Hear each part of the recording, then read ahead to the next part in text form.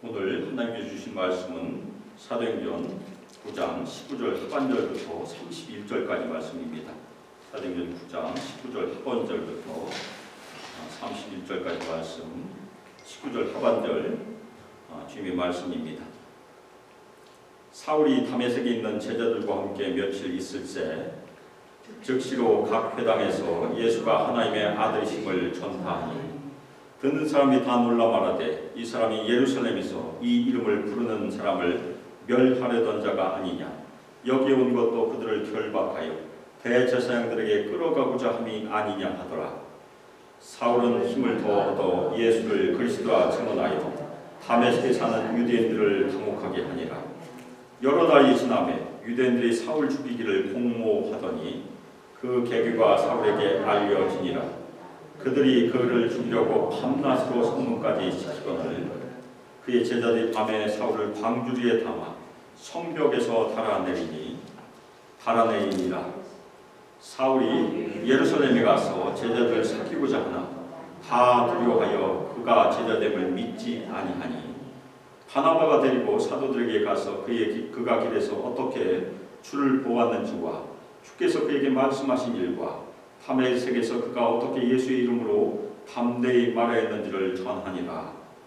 사울이 제자들과 함께 있어 예루살렘에 출입하며 또 주 예수의 이름으로 담대히 말하고 헬라파 유대인들과 함께 말하며 변론하니 그 사람들이 죽이려고 힘쓰거늘 형제들이 알고 가이사랴로 데리고 내려가서 다소로 보내니라. 그리하여 온 유대와 갈릴리와 사마리아 교회가 평안하여 든든히 서가고 주를 경외함과 성령의 위로로 진행하여 수가 더 많아지니라. 아멘. 이 시간 다소로 보내니라 라는 설교 제목으로 주님의 말씀을 증거하도록 하겠습니다. 애굽의 종이 되었던 이스라엘 백성들을 출애굽시켰던 모세는 120년을 살았습니다. 그런데 모세의 120년의 인생을 세 구간으로 저희가 나눌 수 있어요. 40년씩. 첫 번째 40년은 어떻게 됩니까? 모세는 원래 히브리 사람으로 태어났죠. 그런데 그때 사내 아이를 죽이라는 그 명령이 있어서 결국에는 나일강에 버려지지만 하나님의 보호하심으로 애굽의 왕 바로의 공주를 만났죠. 그래서 공주의 아들이 돼요. 그래서 왕궁에서 최고급의 교육을 받고 최고급의 삶을 살았을 것이에요. 그런데 두 번째 40년은 어떻게 됩니까? 모세가 자신이 히브리 사람이라는 것을 알게 됐어요. 그래서 자신의 힘으로 히브리 사람을 구원하려고 하다가 애국 사람을 죽였죠. 살인자가 되고 말았어요. 그래서 미디안 광야로 도망을 합니다. 그리고 미디안 광야에서 무엇을 했습니까? 양만 치면서 40년 보냈어요. 나중에 모세가 자신은 말이 어눌한 자라고 그렇게 고백합니다. 양하고 대화를 했기 때문에 사람하고 대화를 한 적이 없었으니까 말이 어눌할 수밖에 없었을 것이에요. 그런데 이 미디안 광야가 오늘 본문에 나오는 그 장소예요. 본문에 아라비아라고 되어 있는데 아라비아가 지금의 사우디 아라비아 땅이고 거기가 미디안 광야예요. 세 번째 40년은 어떻게 됩니까? 모세가 하나님의 부르심을 받죠. 그 산이 모세의 산이라고 알려져 있는데 그것이 사우디 아라비아에 진짜 있습니다. 그래서 여호와의 종으로 이스라엘 백성들을 애굽에서 이끌어내서 가나안 땅은 못 들어갔어요. 가나안 목전까지 갔죠. 그것이 모세의 120년 인생입니다. 그런데 모세의 인생 중에 두 번째 40년은 감춰진 세월이라고 저희가 생각을 해요. 히든 타임. 아무 일도 안 했으니까. 그런데 오늘 저희가 살펴보는 바울의 인생에서도 잘 알려지지 않은 기간이 있어요. 그중 하나가 아라비아를 다녀오는 기간입니다. 오늘 본문에는 기록되지 않았지만 갈라디아서에 있어요. 다메섹에 있는 동안 아라비아를 다녀오게 되는데 그 다음에 오늘 다소로 돌아가니까 다소에 들어가서 10년 정도를 거기 머물게 됩니다. 도합하면 13년이 돼요. 13년. 물론 3년은 다메섹에서 사역을 했으니까 감춰진 세월은 아니죠. 그런데 10년은 성경에 기록이 거의 없습니다. 그래서 학자들은 이 기간을 사울의 감춰진 세월, 히든 타임이라고 부르기도 합니다. 그런데 하나님께서 40년이라는 이 감춰진 세월을 통해서 모세를 어떻게 하셨습니까? 모세를 겸손하게 낮추셨어요.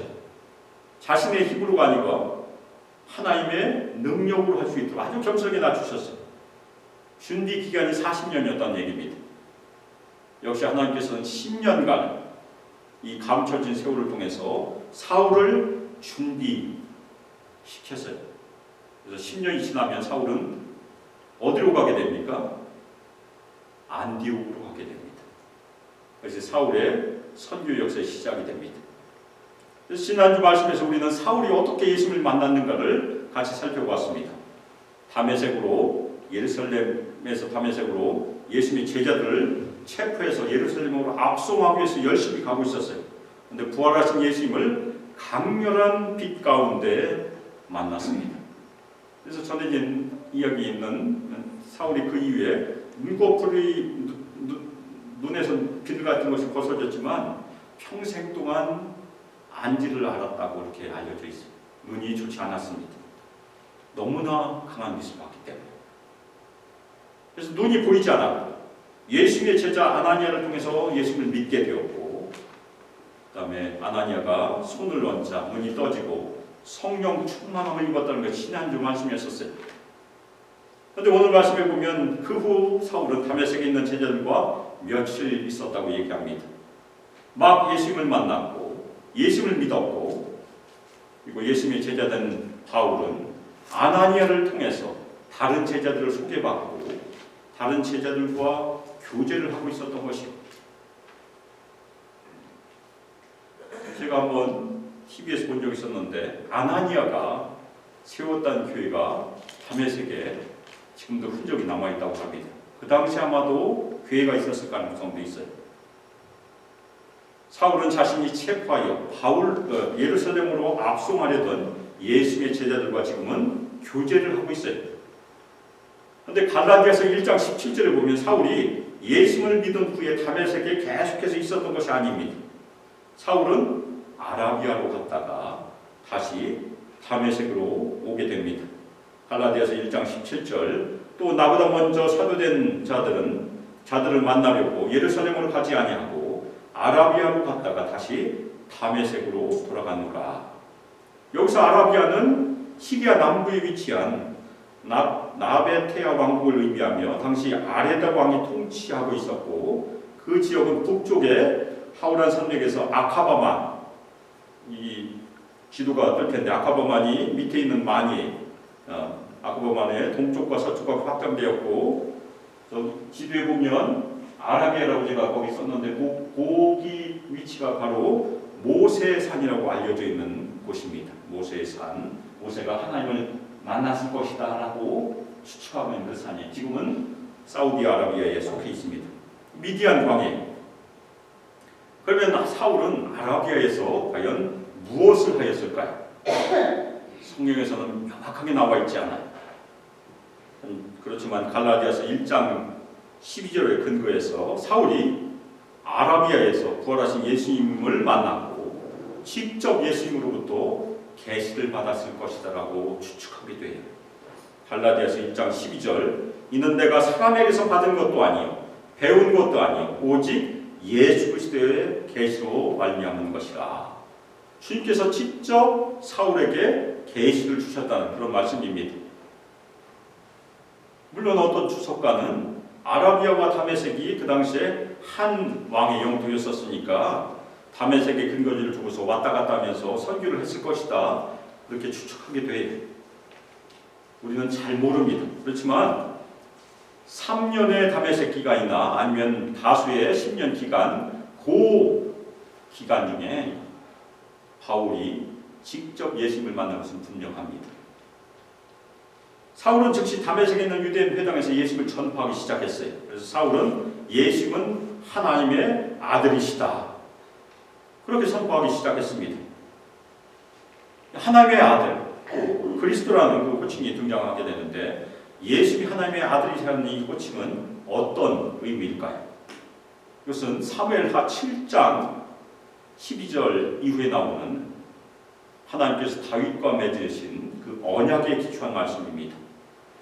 하나님께서 다윗에게 약속하신 다윗 계열에서 오시는 왕인데 그 마지막 왕은 영원한 왕이에요.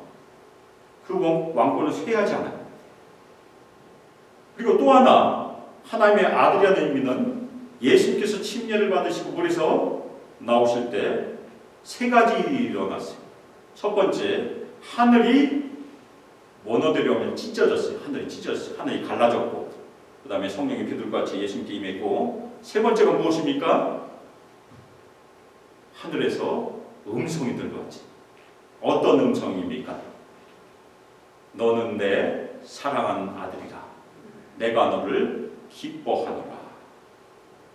그래서 하나님의 아들이라는 의미는 하나님께서 아주 사랑하시는, 하나님과 아주 친밀한 의미도 포함되어 있다는 얘기입니다. 그래서 마지막 때에 오실 하나님의 아들 예수 그리스도는 다윗의 왕조를 회복시키고 영원히 통치하실 것이다. 그것이 마태복음의 초반에 나오는 예수님의 족보의 의미예요. 그래서 누가 누구를 낳고 누가 누구를 낳고 해서 예수님까지 이어지는 그 족보가 바로 그 얘기입니다. 사울은 십자가에 못 박혀 처형된 나사렛 사람 예수가 죽은 자들로부터 일으킴을 받았고 하나님 우편으로 올려주셨고 그분이 바로 하나님의 아들이시다. 그 복음의 내용을 열심히 선포했을 것입니다. 사울은 다메섹에 있는 동안 예수를 계속해서 유대인의 회당에서 전파했던 것입니다. 예루살렘에서 그렇게 멀지 않은 곳이니까. 그런데 사울이 하는 말을 듣는 유대인 회당에 있는 모든 사람들이 다 놀랐어요. 왜 놀랐습니까? 자신들이 알던 사울이 아니었기 때문에 그래요. 그래서 이렇게 말하지 않습니까? 이 사람이 예루살렘에서 이 이름을 부른 사람을 멸하던 자가 아니냐. 여기 온 것도 그들을 결박하여 대제사장들에게 끌어가고자 함이 아니냐. 다메섹에 있는 유대인들도 사울이 누구인지를 알았다는 얘기. 사울이 예루살렘에서 예수님의 제자를 열심히 체포했고 그 다음에 재판에 넘겼던 일들을 다 알고 있었어요. 그리고 다메섹에 온 이유도 다 알고 있었습니다. 예수님의 제자들 체포하고 압송하려고 온 것이다. 그런데 그 사람이 완전히 바뀌었다는 얘기입니다. 예수님의 제자들 체포해서 예루살렘으로 압송하려고 온 사람들, 압송하려고 온 사람, 예수님의 제자들 박해하던 그 사울이 지금 예수님의 이름을 전파하고 있으니까 얼마나 당황했겠습니까? 그런데 유대인들이 사울의 메시지에 놀라자 오히려 사울은 더 힘을 얻었어. 그래서 예수를 그리스도라 증언하였습니다. 사울은 두 가지를 증언했어요. 하나는 예수님은 하나님의 아들이시다. 두 번째는 무엇입니까? 예수님은 그리스도이시다. 메시아이시다. 두 가지가 비슷하기도 하지만 다르기도 합니다. 이 그리스도라는 말은 히브리어로 메시아라는 말이고 기름 부음을 받은 자. 구약에 보면 기름 부음을 받은 자가 왕과 제사장 그리고 선지자가 있어요. 그래서 유대인들이 어떻게 믿었습니까? 마지막 때 왕과 제사장, 선지자의 직분이 통합된 한 분이 오시게 될 것이다. 그분은 정치적인 메시아로 오실 것이다. 강력한 능력을 가지고. 그래서 자신들을 이방의 앞에서 구원하게 될 것이다. 그렇게 믿고 그렇게 바라고 있었어요. 그것을 우리가 메시아 대망사상이라고 합니다. 그런데 사울이 증언한 예수님은 사울이 예수님께서 그리스도이시라는 그 증언은 유대인들이 기대하는 그 증언이 아니에요. 어떤 증언입니까? 예수님께서 모든 사람의 죄를 대신 지시고 십자가에서 죽으시고 부활하시고 하나님 우편으로 올려주셨다. 그분이 구원의 주님이시다. 그것이 사울의 메시지였었어요. 그런데 그 얘기를 듣고 있는 이 유대인 회당에 있던 유대인들은 마음이 역시 찔렸을 것입니다. 왜 마음이 찔렸습니까? 그 예수님을 유대인들이 이방인의 손을 빌려서 십자가에서 못 박아 죽였기 때문에 그래요. 그러면 사울이 어떻게 예수님께서 하나님의 아들이시며 그리스도이시라는 것을 알게 되었을까요? 물론 사울은 예수님의 제자를 체포하러 다니면서 예수님의 제자들이 선포한 내용을 미리 들었을 가능성이 있습니다. 그리고 사울이 예수님을 믿은 후에 다메섹에 있는 예수님의 제자들 중에서 아나니아나 예수님의 제자들이 거기 있었어요. 그래서 복음의 내용을 전달받았을 가능성도 있습니다. 또 하나는 저희가 이미 살펴보았던 것처럼 갈라디아서 1장 12절 말씀처럼 아라비아 광야에서 부활하신 예수님을 만나고 예수님으로부터 직접 복음의 내용을 계시를 받았을 수도 있습니다. 그런데 저희가 사도행전 초반에도 베드로의 설교가 여러 번 있었죠. 그런데 베드로의 설교들을 보면 베드로의 설교를 통해서 예수님이 어떤 분이신지를 잘 보여줬어요. 그래서 예수님을 하나님께서 주와 그리스도가 되게 하셨다. 이 주란 말이 굉장히 대단한 말입니다. 주란 말은 하나님께 쓰이는 말이에요. 그래서 예수님을 하나님과 동등된 분 그리스도가 되게 하셨다. 그리고 생명의 주인이시다. 주인이라고 우리가 번역을 하고 있는데 이것은 시작하신 분이라는 뜻도 있습니다. 생명의 창시자. 그런 의미도 있습니다. 그리고 집 모퉁이의 머릿돌, 코너스톤이 되셨다. 그리고 임금과 구주이시다. 이렇게 베드로가 선포했어요. 그런데 다메섹에 있는 예수님의 제자들도 예루살렘으로부터 복음의 내용을 다 전달받았을 것입니다. 그래서 예수님이 누구신지 사도들로 잘 가르침을 받았기 때문에 흩어져서도 그 가르침을 잘 전파했고 사울에게도 잘 전달했을 가능성이 있습니다.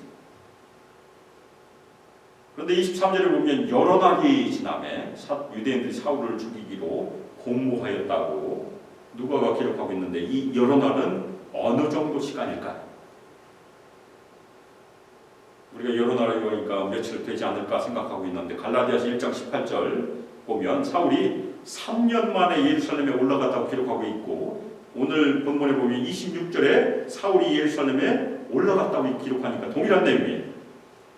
따라서 사울은 아라비아와 다메섹에서 3년 동안 머물렀습니다. 긴 시간이 여러 날이 3년이라는 얘기입니다.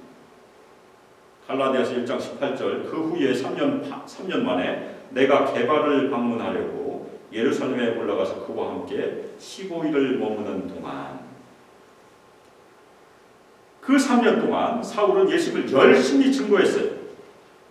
그리고 그 결과로 유대인들의 미움을 사서 유대인들은 사울을 죽이려고 계획을 꾸미기 시작했습니다. 그런데 유대인들이 사울을 죽이려는 그 계교가 어떤 경로를 통해서 하나님의 도우심 가운데 사울에게 알려졌어요.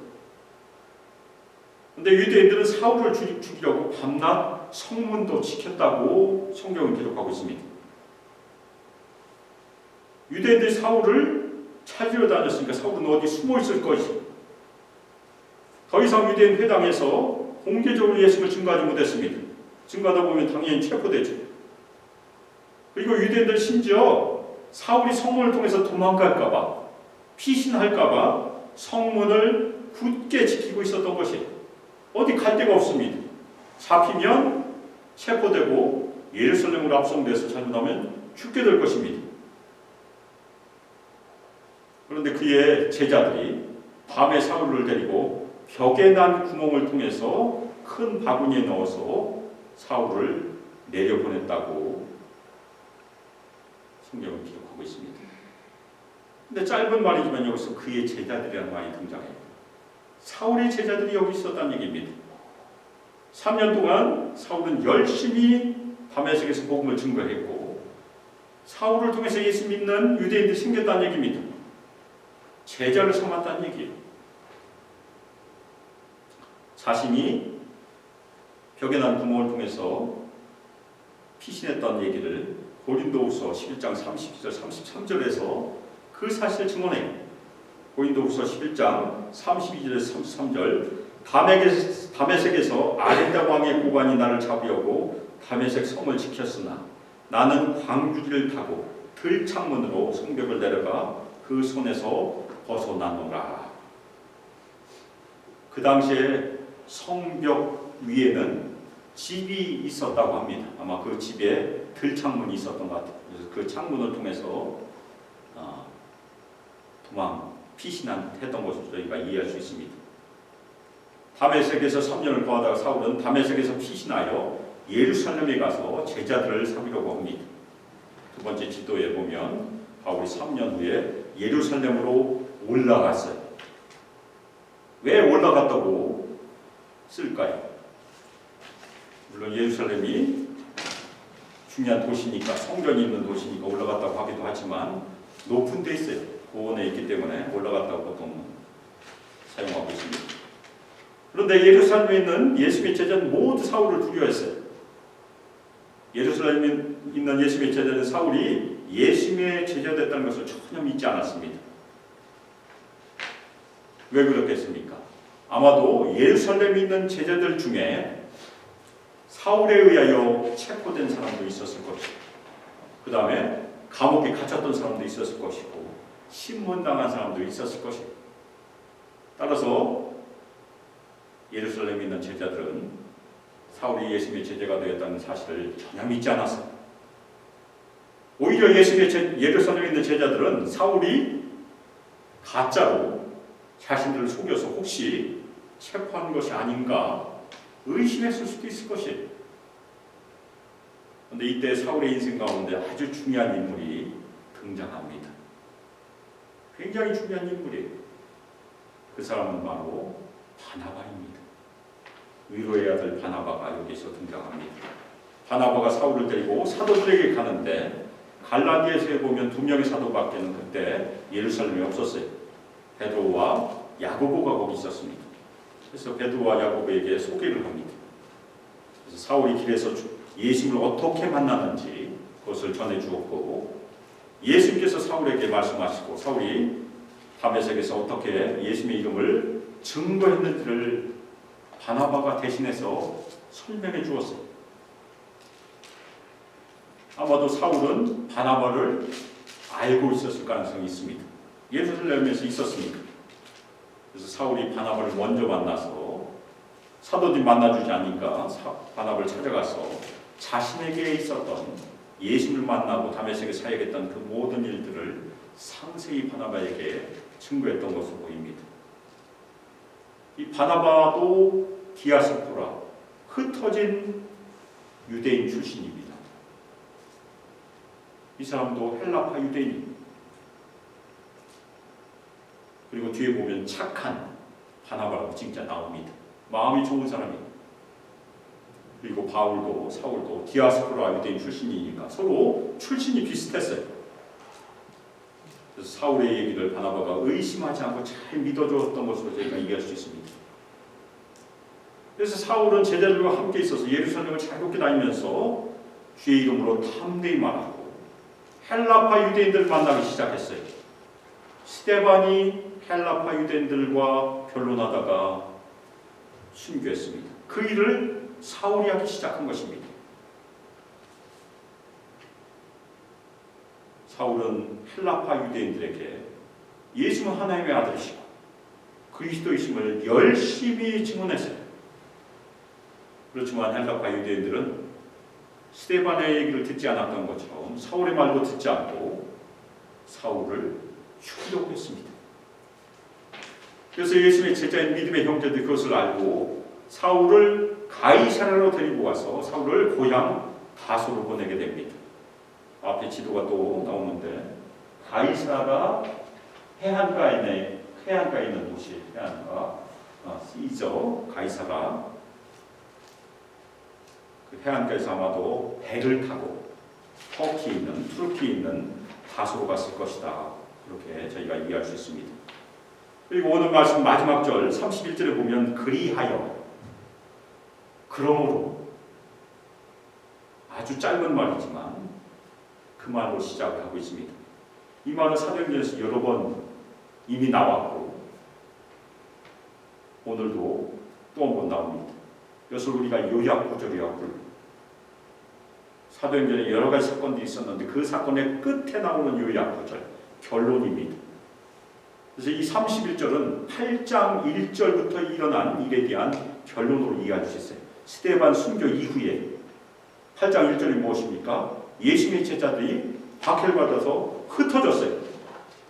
그런데 흩어진 사람들이 숨어있지 않고 온 유대와 사마리아, 그리고 오늘 말씀에 보면 갈릴리도 등장하니까 거기에서 열심히 주님의 복음을 증거했습니다. 우리가 빌립 집사도 저희가 알게 되었잖아요. 그리고 또 하나 중요한 사건이 무엇입니까? 주님의 복음의 가장 강력한 반대일절 중에 하나인 사울이 다메섹으로 가는 길에서 돌아가신 예수님을 만나고 꼭 부러져 버렸어요. 예수님께 굴복했다는 얘기입니다. 방해자가 사라졌어요.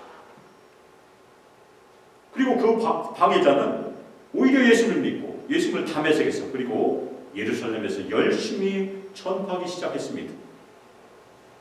지난주 말씀에서 우리가 그 도라고 그 길이라고 살펴봤어요. 더 웨이. 그 길을 강력하게 방해했던 사울이 오히려 그 도를 전파하는 사람이 되었다는 얘기입니다. 그렇게 되자 무슨 결과가 있었습니까? 온 유대와 갈릴리와 사마리아 교회가 평탄하여졌다. 샬롬이 임했다고 얘기합니다. 사울이 예수를 믿었으니까 당연히 샬롬, 평강이 임한 것이고 그 다음에 든든하게 서갔다. 유대에도 교회가 개척이 됐고 갈릴리에도 교회가 개척이 됐고 사마리아에도 교회가 개척이 됐다는 얘기입니다. 당연히 다메섹에도 교회가 개척이 됐겠죠. 그리고 주를 경외함과 성령의 위로로 교회들이 진행하여 계속해서 성장했다고 누가가 결론을 맺고 있습니다. 두 가지가 여기 등장합니다. 주를 경외함. 이것은 주님 대신 예수님께 대한 순종을 말합니다. 그리고 성령의 위로는 그 순종에 대한 하나님의 응답을 말합니다. 제자들이 예수님께 대한 순종을 드렸을 때 응답으로 주시는 격려와 위로가 성령의 위로입니다. 예루살렘 교회 그리고 유대와 사마리아 교회가 성장하는 것은 두 개가 다 필요하다는 얘기입니다. 교회 성장은 두 가지 요소가 필요하다. 무엇입니까? 신자들은 당연히 예수님께 대해서 끊임없이 순종해야 돼요. 그리고 그 응답, 성령의 도우심이 만나서 교회 성장이 이루어진다. 그것이 사도행전의 패턴이에요. 그래서 사도행전의 패턴 여러 번 우리가 살펴봤는데 교회가 어려움을 만났을 때 그 어려움을 성령의 도우심으로 주님께 순종함으로 주를 경외함으로 극복을 하게 되면 그 다음에 교회는 성장하게 된다. 우리 신학교도 마찬가지. 우리가 열심히 주님의 말씀에 순종하고 주님께 나아가게 되면 성령의 도우심으로 우리 수만교도 성장하게 되리라 믿습니다. 아멘입니까? 저희가 사도행전 11장 살펴보게 될 텐데 바나바가 다소로 가게 돼. 바나바가 다소로 가게 된 이유는 나중에 저희가 살펴보게 될 것입니다. 그리고 안디옥으로 사울을 데리고 올 때까지 사울은 교육 고향 다소에서 10년 정도를 머물게 됩니다. 그런데 이 10년 동안 사울은 다소에서 무엇을 하였을까? 사도행전은 아예 기록을 하고 있지 않아요. 그래서 이 시간을 감춰진 세월이라고 부르기도 해요. 그런데 갈라디아서에 보면 아무것도 하지 않은 것은 아니에요. 갈라디아서 1장 21절 이후에 보면 사울은 시리아 그리고 길리기아는 터키의 지방입니다. 그 지방에서 예수를 믿는 믿음을 전파하였다고 고백을 하고 있습니다. 따라서 10년의 기간은 완전히 감춰진 세월이 아니에요. 사울은 자신의 처한 상황에서 자신의 때에 예수님의 증인되기를 끝까지 힘썼던 것이에요. 그리고 사울은 하나님의 때에 안디옥 교회에서 바나바와 함께 사역을 시작하게 되고 결국 바나바와 함께 선교사로 파송을 받게 됩니다.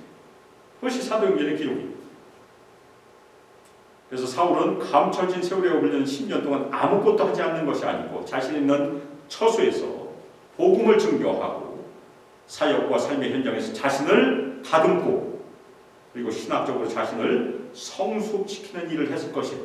하나님께서 부르실 때를 위해서 자신을 준비했던 것입니다. 우리의 삶에서도 우리 교회 삶에서도 비슷한 시기가 있을 수 있어요. 아무 일도 일어나지 않는 시기가 그때입니다. 매일매일 반복된 일상이 바로 감춰진 세월처럼 느껴질 수 있어요. 그런데 아무 일도 일어나지 않을 때 우리에게 굉장히 중요한 오히려 계기가 될 수 있다는 얘기입니다. 예수님의 제자들에게는 매일 반복된 일상이 사울처럼 자신을 다듬고 성숙시키는 소중한 시간이 될 수 있다는 얘기입니다. 우리가 능력 있는 사역자나 선교사가 되어야만 복음을 전하는 것이 아닙니다. 사람들은 이름을 남기고 싶어 하지만 이름을 남기지 않는 많은 주님의 사역자들이 있어요. 우리에게 주어진 주님의 부르심은 어떠면 우리가 있는 처소에서 주님의 인도하심에 따라 복음의 증인이 된 것이 될 수도 있다는 얘기입니다. 물론 우리 중에서도 어떤 사람은 갑자기 하나님께서 부르셔서 사울처럼 바울처럼 능력 있게 사역하여서 기독교 역사에 이름을 남긴 사람이 우리 중에 있을 수도 있어요. 우리는 늦지 않았습니다.